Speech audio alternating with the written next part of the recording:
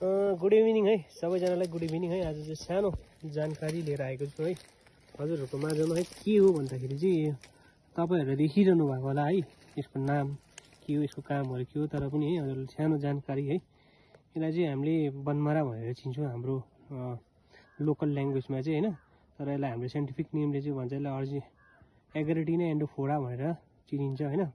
यो चाहिँ प्रायः तपाईँहरूले यो हिमालयन रिजनतिर है पाउन सक्नुहुन्छ है, पहाडिया क्षेत्रतिर पाउनुहुन्छ होइन। यसको खास हामीले युजहरू चाहिँ तपाईँहरूले गरिरहनु भएको होला, तर हजुरहरूलाई पनि कतिपयलाई थाहा होला कतिपयलाई थाहा नहोला, तर पनि एक कुरा चाहिँ म हजुरहरूलाई जानकारी दिन्छु है।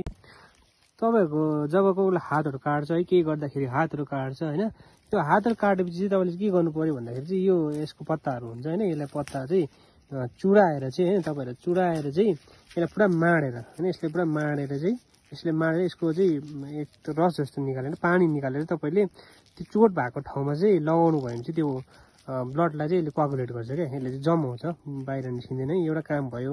अन्त तपाईँहरूको जब फिभरहरू आउँछ नि, फिभरहरू आउँदाखेरि पनि तपाईँले यसको युज गर्न सक्नुहुन्छ क्या। पत्ता भयो र यसको जरा पनि हुन्छ, यसको मुनि तपाईँको जरा हुन्छ होइन, जरा यस्तो यो जराहरू पनि तपाईँले युज गर्न सक्नुहुन्छ क्या।